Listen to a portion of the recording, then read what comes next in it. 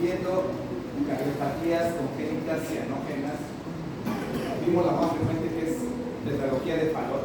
Habíamos mencionado que la tetralogía de Fallot es la más frecuente en la infancia, no así en el periodo neonatal, con el recién nacido. Habíamos mencionado que es la transposición de los grandes vasos. Ya vemos por qué se daba esa diferencia. Vamos a ver ahorita lo que es la transposición de los grandes vasos. Muy bien. Entonces, es una cardiopatía congénita cianógena con flujo pulmonar aumentado. En este caso, lo que es la arteria pulmonar está saliendo de lo que es el ventrículo izquierdo, es decir, de donde está llegando lo que es la circulación sistémica. Entonces, es mayor el flujo que está manejando el circuito pulmonar. De forma normal, la aorta nace del ventrículo del lado izquierdo y la pulmonar nace del ventrículo del lado derecho. ¿Qué va a pasar en este caso? Como su nombre lo dice, la aorta ahora va a originarse o nacer del ventrículo derecho y la arteria pulmonar de lo que es el ventrículo izquierdo. Se llama discordancia ventrículo-arterial. Recuerden que habíamos mencionado que aurícula derecha no se llama aurícula derecha porque está del lado derecho, sino que tiene características anatómicas distintivas, igual que el ventrículo, ¿sí? Entonces, cuando se hace un análisis de evaluar cómo está anatómicamente un corazón, pues tenemos que ver que lo que está del lado derecho efectivamente sea del lado derecho, aurícula derecha, que sí sea efectivamente una aurícula derecha, y que esté conectado con su respectivo ventrículo, es decir, la aurícula derecha debe estar conectado con el ventrículo derecho y la aurícula izquierda con su ventrículo izquierdo. Eso se llama concordancia aurículo-ventricular. Y que también, por otro lado, los ventrículos estén conectados con sus respectivos vasos. ¿Qué quiere decir? Ventrículo izquierdo que esté conectado con la aorta y ventrículo derecho que esté conectado con la arteria pulmonar. Esto se llama concordancia ventrículo-arterial. En este caso, en la transposición de los grandes vasos, ¿qué va a existir? Existe una discordancia ventrículo-arterial porque el ventrículo derecho está conectado con la aorta y el ventrículo izquierdo con la pulmonar. Desde el punto de vista embriológico, ¿qué es lo que pasa? Pues bueno, en lo que es la fabricación troncoconal, generalmente o de forma normal, ¿qué va a pasar? Que va a rotar 180 grados, por eso quedan conectados de esta forma. ¿Qué sucede a nivel embriológico? Que no se da esa rotación de 180 grados y quedan completamente rectos. Entonces, por eso los vasos van a quedar normales como se están formando. Normalmente, ¿qué tiene que pasar? Se tienen que invertir con este giro. Entonces, en este caso no se invierten y entonces la aorta está naciendo del lado derecho y la pulmonar está naciendo del lado izquierdo. Hemos mencionado que el corazón en realidad son dos corazones, un corazón derecho y un corazón izquierdo, que desde el punto de vista hemodinámico están haciendo un circuito en serie, es decir, conectado uno tras de otro. En la transposición de los grandes vasos se pierde este circuito y en lugar de que queden en serie, quedan en paralelo. ¿Qué quiere decir? Que dos líneas paralelas se juntan, nunca se van a juntar, por eso son líneas paralelas. Si tenemos circuitos paralelos, un circuito nunca se va a juntar con el otro circuito. Eso pues es incompatible con la vida. ¿Por qué? Porque la circulación sistémica, cuando regresa, vuelve a la circulación sistémica, no se oxigena. Y la circulación pulmonar regresa a la circulación pulmonar nuevamente. Y se está oxigenando eternamente sin distribuirse por todo el organismo. Necesariamente, bueno, esta patología, cuando solamente hay transposición de los grandes vasos, no sobreviven estos pacientes, mueren de forma inmediata. Para que un paciente pueda sobrevivir, ¿qué tiene que existir? Pues tiene que existir una conexión, ¿sí? Un cortocircuito, es decir, que se mezclen ambos circuitos. Entonces, generalmente, para que ese paciente pueda sobrevivir, vienen acompañados de una lesión asociada, como puede ser conducto arterioso permeable, foramen lobar permeable, comunicación interauricular o una comunicación interventricular, ¿sí? Si no, no sería compatible. Ahorita vamos a ver, aquí tenemos del lado derecho, está saliendo a la circulación sistémica y regresa otra vez a la circulación sistémica. no se está oxigenando. Del lado izquierdo se va a la circulación pulmonar y regresa como tal al lado izquierdo. ¿Sí? En este caso está sobreviviendo, ¿por qué? ¿Qué tenemos aquí? Una comunicación interventricular. Y ahí se está mezclando la sangre. Va sangre que se mezcla para oxigenarse y sangre oxigenada que se mezcla para distribuirse. ¿Sí? Muy bien. ¿Cuáles son los factores relacionados con esta patología? Es más frecuente en madres diabéticas, es más frecuente en hijos con madres con alto consumo de alcohol y también con madres que padecen fenilcetonúrica. ¿Sí? Hay una muy discreta reducción de la incidencia en pacientes que tienen ingesta de ácido fólico en el periodo prenatal. ¿Cuál es la evolución? La gran mayoría van a fallecer dentro del primer año de vida. La gran mayoría de los que fallecen lo hacen en los 3 primeros meses de vida. Antes de las cirugías, esta patología era pues, la quinta causa de muerte en la infancia y es más frecuente en relación al sexo en los niños en una relación de 2 a 3 por cada niño. Habíamos mencionado que cuando solamente existe la transmisión de los grandes vasos sin un defecto asociado, esto es incompatible con la vida. Los niños que nacen con transmisión de grandes vasos que sobreviven, sí, es porque tienen una lesión asociada. Se divide en 2 grandes, que son las más frecuentes, en transmisión de grandes vasos simples y en cortocircuito bidireccional. En la transposición de grandes vasos, que es la más frecuente, simple, que es la más frecuente, el 74%, ¿qué vamos a tener? Una persistencia del conducto arterioso.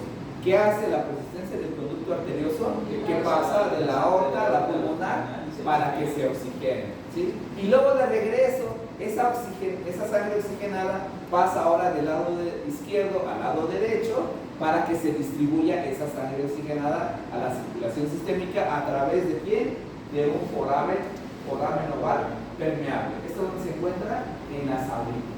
¿Sí? Entonces, primero se desvía la sangre para oxigenarse en el conducto arterioso y esa sangre oxigenada vuelve a desviarse por el foramen oval permeable a nivel de las aurículas. ¿Sí? Gracias a eso existe la posibilidad de que este paciente pueda seguir vivo. ¿Sí?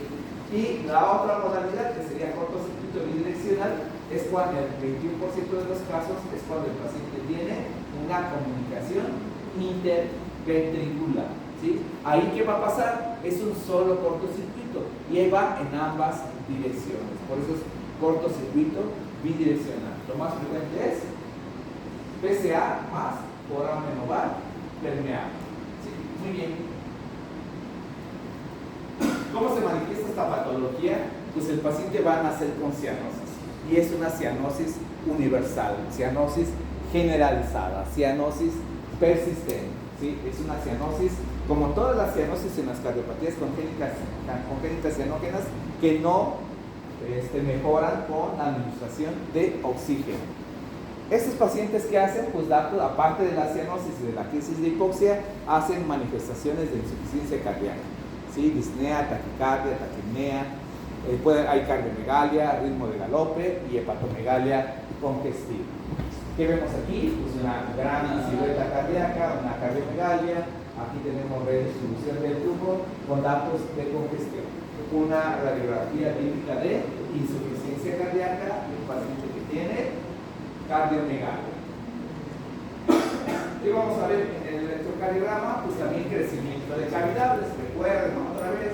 Del lado derecho debemos tener, ¿sí?, predominio de la negatividad y aquí tenemos predominio de la positividad. Nos habla de crecimiento del ventrículo del lado derecho. Si es crecimiento del lado derecho, del lado izquierdo, ¿qué tendríamos que tener? Predominio ahora de la negatividad, pero no lo tenemos, predomina la positividad. ¿Qué quiere decir? Que también el ventrículo izquierdo está creciendo. Entonces aquí tenemos crecimiento biventricular. Entonces, en la radiografía podemos encontrar cardiomegalia global, es decir, generalizada, hiperflujo pulmonar. Ya habíamos mencionado que es una patología con flujo pulmonar aumentado, alto medio excavado, película vascular estrecho, pero más sin embargo, puede haber niños o pacientes con transposición de los grandes vasos donde la radiografía es normal. Tiene el electro, signos de crecimiento ventricular, pero también puede ser normal. ¿Qué es lo que vamos a utilizar como diagnóstico? Pues obviamente la ecocardiografía, el ecocardiograma. Ahí pues obviamente se va a hacer un análisis segmentario, y vamos a ver qué es análisis segmentario. Bueno, no, yo lo soy. Ajá. Ok, bueno, yo también.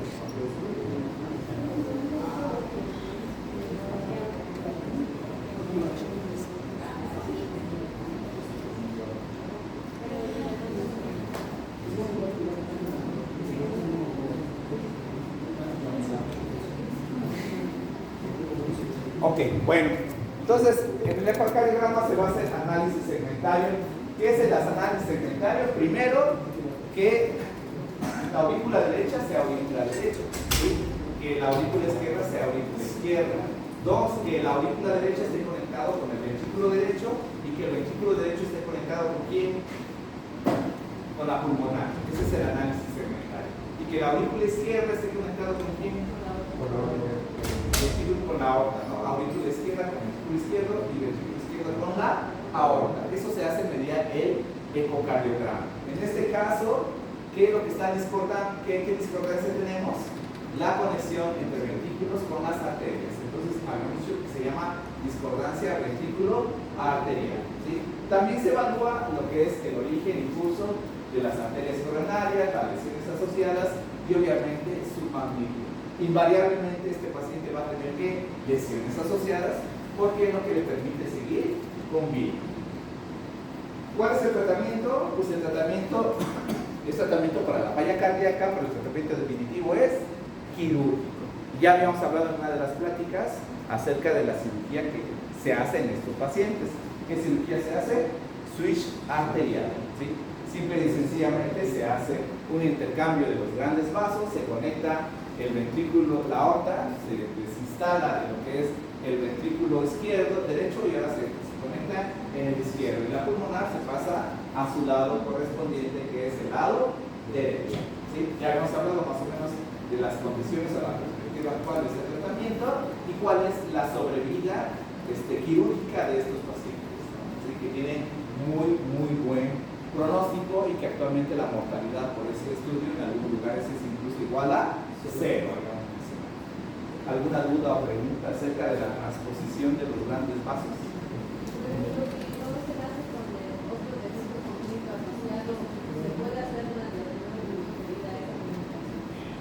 Es muy difícil, o sea, no va a llegar a ningún lado ese paciente, ni siquiera al quirófano. Y los pacientes que sobreviven con la comunicación con el switch, después pueden entrar a un programa de trasplante. No es necesario, no es necesario. Aunque ya vimos que esos pacientes pueden tener consecuencias a largo plazo. ¿Qué consecuencias? Pues obviamente falla cardíaca, deterioro y arritmias, ¿no? Obviamente se llega a un punto en que el paciente es bastante joven y ya tiene una falla cardíaca irreversible, refractaria de tratamiento, pues obviamente dentro de la línea de tratamiento de insuficiencia cardíaca, pues el último escalón será ¿qué? Trasplante cardíaco. Pero no es algo que de rutina requiera de su paciente. Muy bien, vamos a ver el siguiente tema, que están muy relacionados, ¿sí? Y de hecho se llama transposición corregida de los grandes vasos.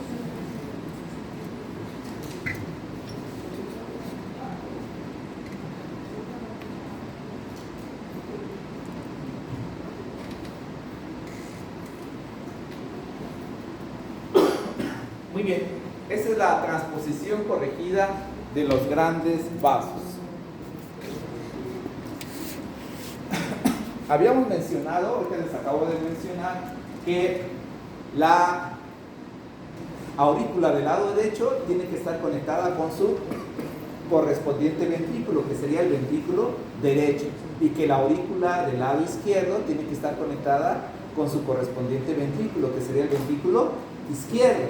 En este caso, aquí tenemos la aurícula derecha que en lugar de tener un ventrículo derecho del lado derecho, tenemos un ventrículo izquierdo, ¿sí?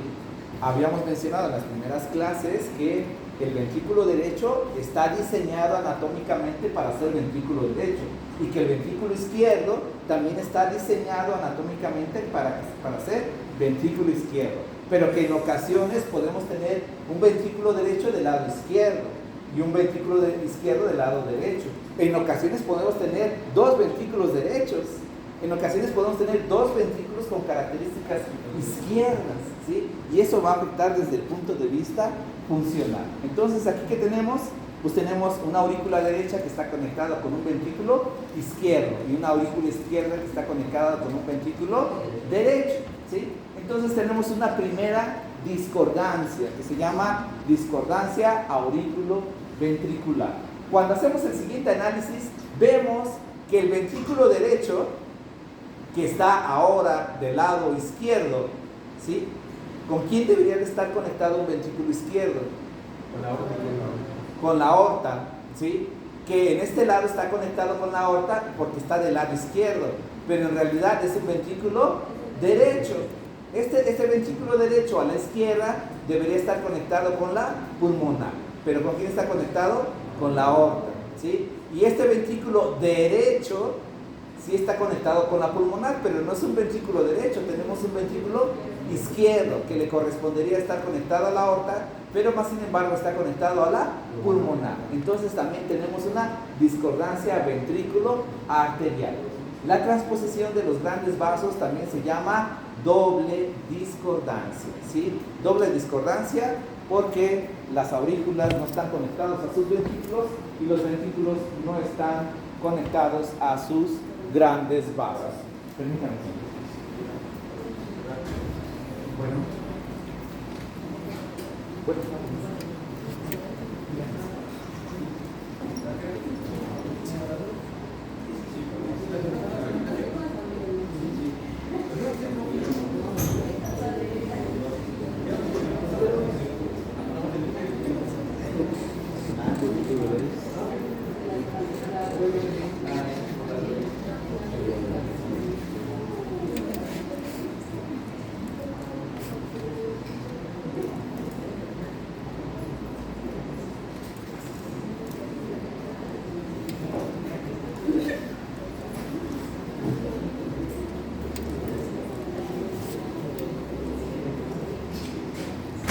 Ok, entonces tenemos una doble discordancia, ¿sí?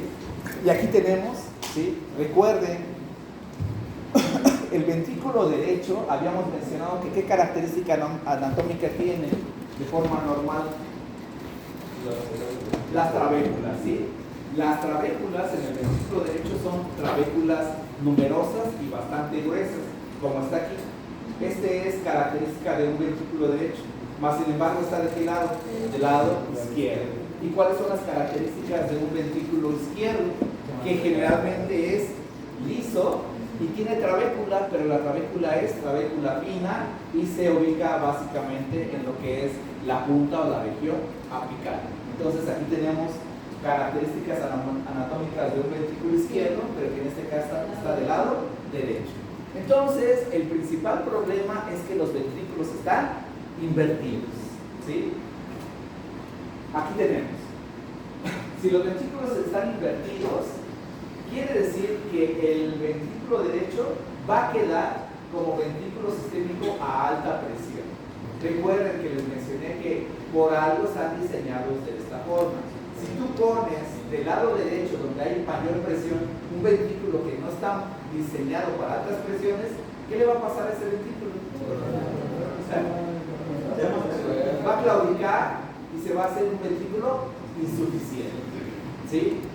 ¿Eso le tomará tiempo? Sí. Entonces, ¿qué quiere decir? Que estos pacientes, estos niños cuando nacen, no tienen ni cianosis, ni falla cardíaca, pueden ser unos niños normales, adolescentes normales, adultos jóvenes normales, y luego después empezar a presentar datos de falla cardíaca, ¿sí? Muy bien. Entonces, eso es lo que va a pasar en este caso. ¿Puede tener lesiones asociadas? Sí. Puede tener asociadas de comunicación interventricular, estenosis pulmonar, insuficiencia insuficiencia cuspidia o combinación de las anteriores. Ya les mencioné que cuando solamente es la transposición corregida de los grandes vasos, hasta que sea adulto va a tener manifestaciones. Pero cuando está asociado a otro tipo de lesiones, podrá tener manifestaciones a una edad más temprana. Se va a observar desde la infancia. En ausencia de lesiones asociadas, como les acabo de mencionar, los adolescentes y adultos jóvenes son generalmente asintomáticos. A partir de los 35 años puede tener algún tipo de alteración. En muchas de las ocasiones no es falla ventricular izquierda, sino es falla de la válvula. Algo que les mencionó en las cuestiones anatómicas cuando vimos al principio es que las válvulas auriculoventriculares siempre acompañan a su respectivo ventrículo. ¿Qué quiere decir? Que si del lado izquierdo tengo ventrículo derecho, ¿qué válvula tengo del lado izquierdo?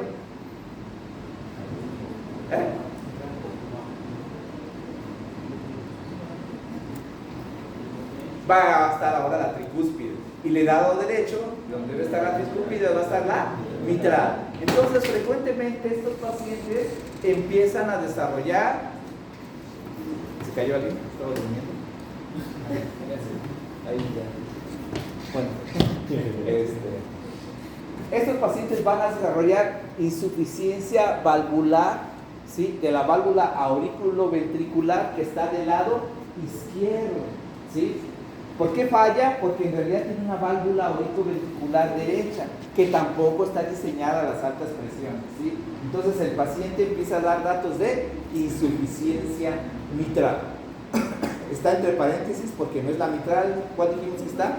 La tricúspide, ¿sale? Entonces, y muchas de las ocasiones existe un factor desencadenante. Muchas de las ocasiones puede ser un factor adquirido como una neumonía. Por ejemplo, el paciente hizo neumonía y hace insuficiencia mitral. O frecuentemente, aunque es menos frecuente la transposición corregida en las mujeres, ¿sí? Si se embaraza y tiene una sobrecarga hemodinámica fisiológica porque aumenta el volumen sanguíneo, hace insuficiencia mitral en ese momento, ¿sí? Y a veces el embarazo es un factor desencadenante de este tipo de patología. Muy bien. Pero entonces, eso solamente aparece si ya tienen Ah, claro. Sí. Sí. Muy bien, ¿qué vemos aquí? ¿Mande? ¿Cómo? Cardiomegalia sí está un poquito crecida, pero ¿qué vemos? Está al revés, tiene destrocardia, ¿sí? La transposición de los grandes vasos es más frecuente en pacientes que tienen dextrocardia. Muy bien. ¿Y qué vemos aquí en esta? Igual tiene cardiomegalia, ¿sí? Si ustedes se fijan, ¿es una silueta cardíaca normal? No, está en medio, eso se llama mesocardia. ¿Sale? Se llama mesocardia. Ni parece que está a la izquierda ni a la derecha como este, ¿sí? Entonces se llama mesocardia. También tiene cardiomegalia. ¿Y qué tenemos aquí? Un marcapasos. Es más, este paciente ya tuvo una cirugía. ¿Dónde se ve que tuvo una cirugía?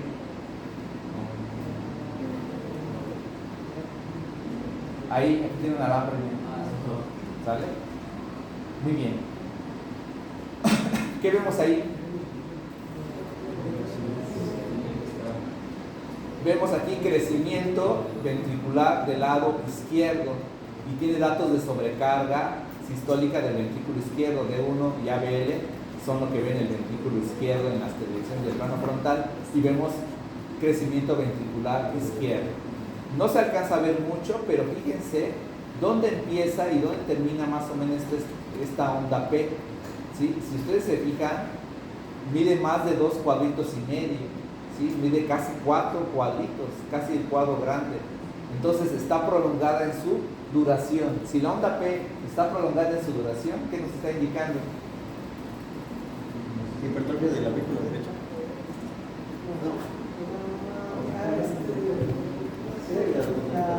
Ajá. Cuando está muy crecida hacia arriba es crecimiento auricular derecho. Cuando está muy crecido a los lados crecimiento auricular izquierdo. Cuando esa P que está muy ancha también tiene así como una muesquita, pero arriba se llama P que ya nos dije ¿Eh? ¿P qué? Prima no. Prima es cuando es una segunda onda como la R prima. ¿Eh? P mitral, ¿no? Que parece como una M así. Se llama P mitral, ¿sí? Por eso es del lado izquierdo. ¿De qué lado está normalmente la mitral? Del lado izquierdo, ¿sí? Entonces, ¿qué tiene este paciente? Crecimiento ventricular izquierdo y crecimiento auricular izquierdo. Con una P mitral seguramente tiene insuficiencia mitral, que ya dijimos que no es mitral, ¿sí? Sino que es tricúspide, nada más que está al revés. ¿Vale? Muy bien. Como los ventrículos están al revés, ¿sí? El haz de His también es más largo y entonces puede tener trastornos de la conducción y frecuentemente tienen bloqueos aurículo-ventriculares. Si son de tercer grado, invariablemente requerirán de un marcapasos, ¿sí? Y también es muy frecuente que estos pacientes, después de que se operan, hagan bloqueos aurículo-ventriculares, como el paciente que vimos que ya está operado y tiene su marcapasos. Aquí vemos en el ecocardiograma, ¿sí? Lo que sería la discordancia auriculo-ventricular y la discordancia ventrículo-arterial. La evolución es que, bueno, a los 45 años de edad, el 67% de los pacientes con lesiones asociadas presentan insuficiencia cardíaca. Los que no tienen lesiones asociadas, solamente el 25% tienen falla cardíaca. Es decir, casi 50 años y los pacientes, las 3/4 partes están asintomáticos, ¿sí? Generalmente la disfunción ventricular derecha es debido a insuficiencia mitral que habíamos mencionado. En casos asintomáticos, el tratamiento es vigilancia anual. Cuando el paciente ya empieza a dar datos de falla ventricular, el tratamiento es quirúrgico, con una sobrevida del 84% a un año, del 69 a 10 años y 56 a 20 años. O sea, es una buena sobrevida, más de la mitad a los 20 años.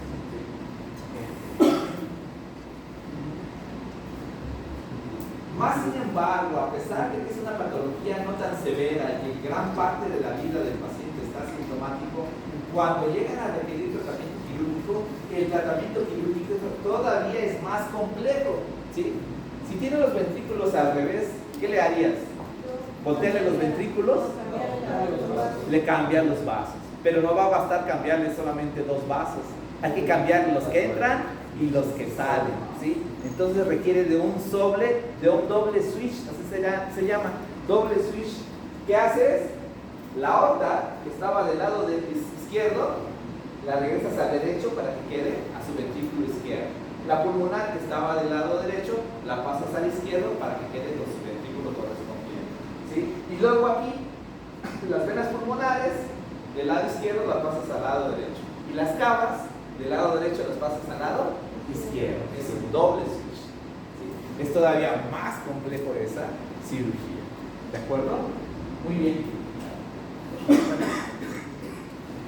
Como conclusión, la transposición corregida de los grandes vasos debe sospecharse en pacientes con mesocardia o con dextrocardia. Puede presentar bloqueos auricular de diverso grado. Si tienes un paciente joven, no sé qué te gusta, 25, 30 años, con bloqueo auriculoventricular completo, búscale que no tenga transposición corregida de los grandes vasos. Aquellos que tienen sopromitral o la insuficiencia mitral, también hay que ver que no sea una tricuspide. Pacientes con falla cardíaca, y pues bueno, ya habíamos mencionado que el diagnóstico se hace por ecocardiograma. ¿Por qué es sopromitral? ¿Vale? Es por insuficiencia. ¿Sí? Realmente van a ser insuficiencia. Y una válvula que es insuficiente quiere decir que no deja pasar solamente en una sola dirección, que es como haría una válvula. Ahora deja pasar en 2 direcciones. ¿Sale? Por eso se hace insuficiencia y por eso sopla. ¿Mande? No. Puede estar un paciente con una silueta cardíaca normal, ¿sí? Y puede tener transposición de grandes vasos, pero frecuentemente se asocia a meso o dextrocardia. Entonces, puede haber casos de sobrecarga, o sea, por la expulsión de la sangre al otro lado de la aurícula y regresa. No. Haz de cuenta que el circuito está bien, Los circuitos están bien conectados, por eso el paciente no tiene cianosis. ¿Cuál es el problema? Los ventrículos están al revés. Si tú le pones al circuito pulmonar, que es de baja demanda, un supermotor, que es el ventrículo izquierdo, no va a pasar nada. Pero si tú le pones al circuito de alta demanda un motor más pequeño, que es un ventrículo derecho, ¿qué le va a pasar? Pues va a claudicar con el tiempo el ventrículo derecho que está del lado izquierdo, y por eso hace falla cardíaca. Como lo acompaña su válvula, que es una válvula derecha, también está del lado izquierdo, también no soporta tanta presión esa válvula, y entonces hace insuficiencia valvular izquierda, que clínicamente dices, sopla del lado izquierdo en el foco mitral, insuficiencia mitral, pero en realidad es una insuficiencia tricuspidia. ¿Sí? ¿Alguna duda, pregunta? ¿No? ¿Sí lo entendieron? ¿Sí? ¿Seguro? Bueno, gracias.